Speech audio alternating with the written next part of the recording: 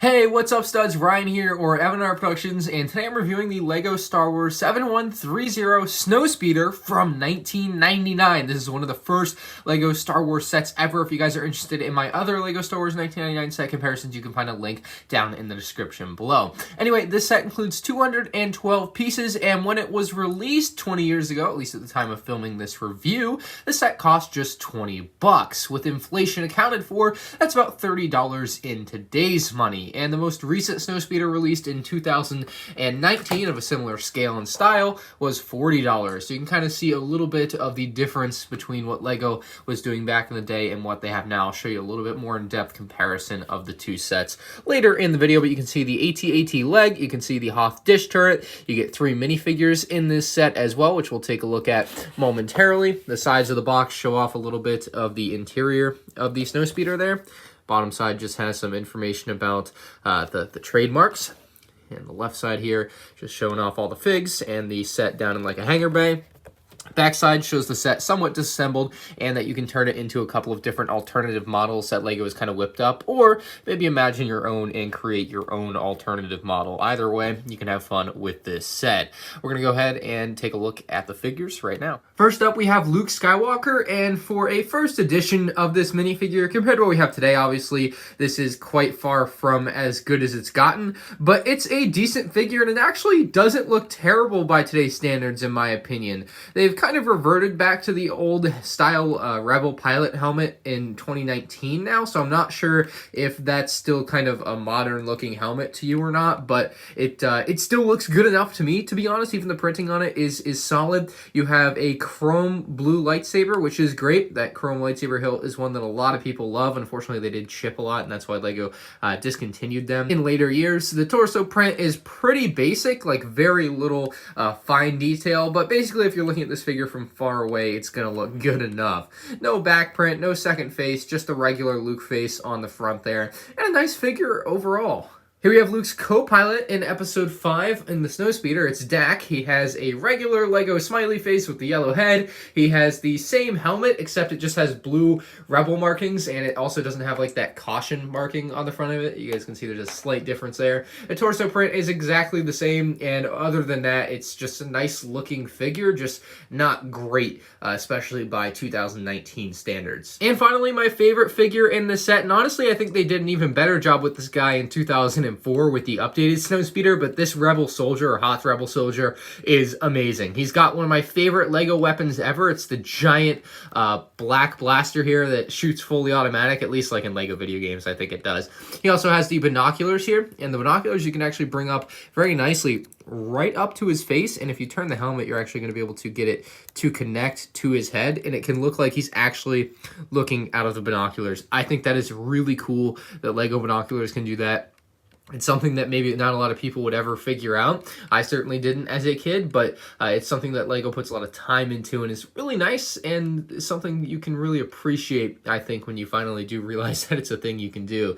The face underneath is pretty simple. It's got like a red scar. I'm not sure if it's a scar or if it's supposed to be like his hair coming down out of the front of the helmet. I'm not sure, but either way, you can imagine whatever you want. The one thing I don't like about this figure is like this brown shield, face shield on the front here, and I just think that looks ridiculous. So they added goggles to him, I think, in 2004, and I think that's what made this figure look a lot better. He's got a nice little white backpack, and overall a great figure other than that little brown face shield on there. While future iterations of the Hoth dish turret would include a handle for your Hoth Rebel Trooper, the 1999 version did not. It's a very simple design. It uses a lot of bricks, very blocky, as you would expect. Nothing special, no control panel or anything. The only thing you can do is move it up and down and actually spin it around 360 degrees. I actually like the design of it. It's not as good as I think the 2004 one, which to me is like the pinnacle, but that's a lot of nostalgia speaking for me there too. But very nice design. Just I don't love the holes in the dish.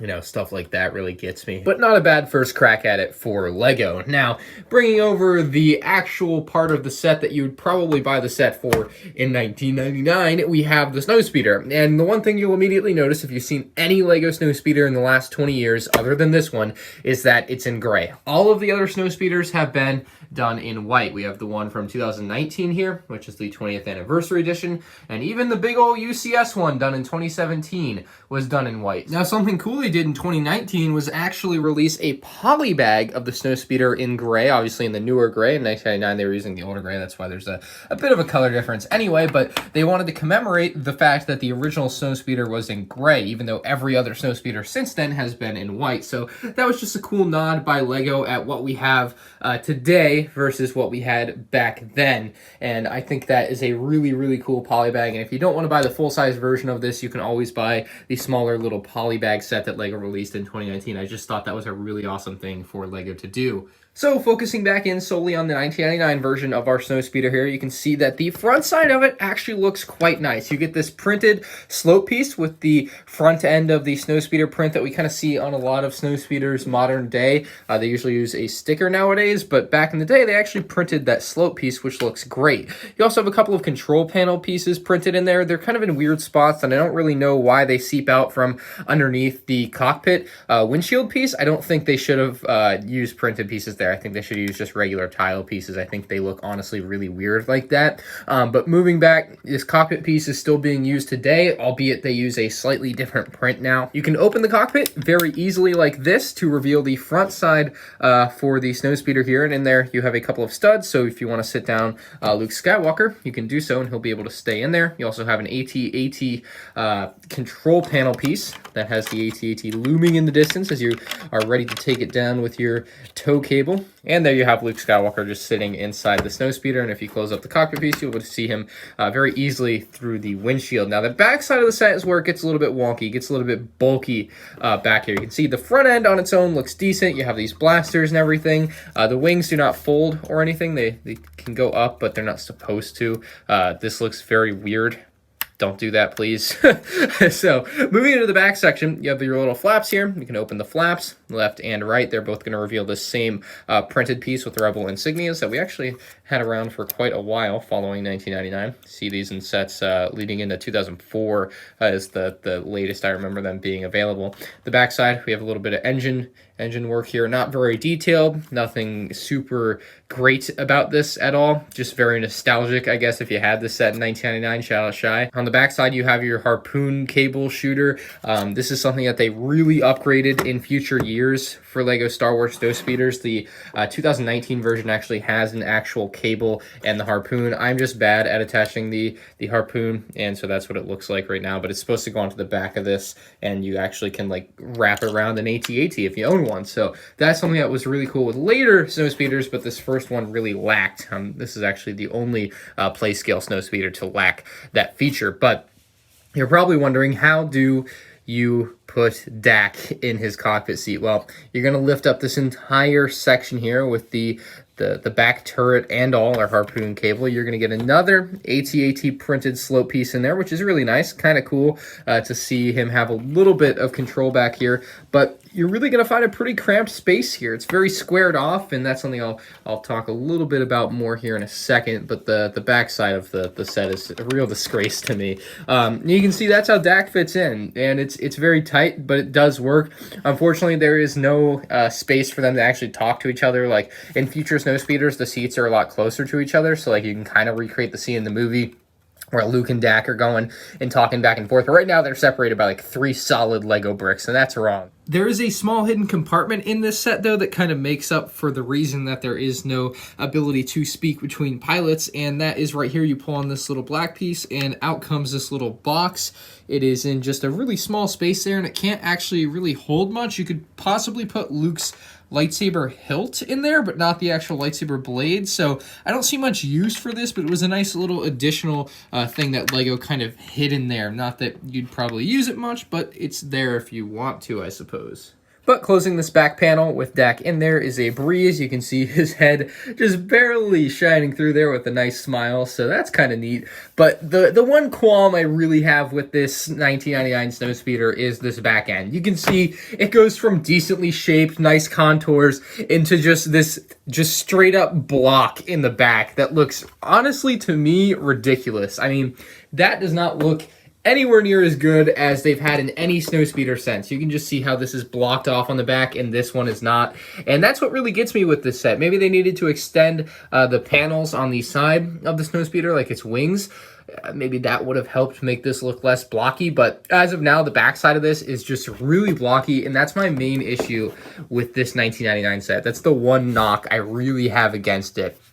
The bottom side is just a straight, very large tan plate with another 1x6 tan plate on the back side. That's all you see on the bottom. Nothing, no like inverted tiles or anything that you would see on modern day Snowspeeders. This is certainly a very interesting Snowspeeder set. I mean, it definitely will get a lot of people in the door for nostalgia nowadays. A lot of people that used to own it or maybe just look back on it as like the first LEGO Star Wars Snowspeeder, and they're like, I need that just because it was the first.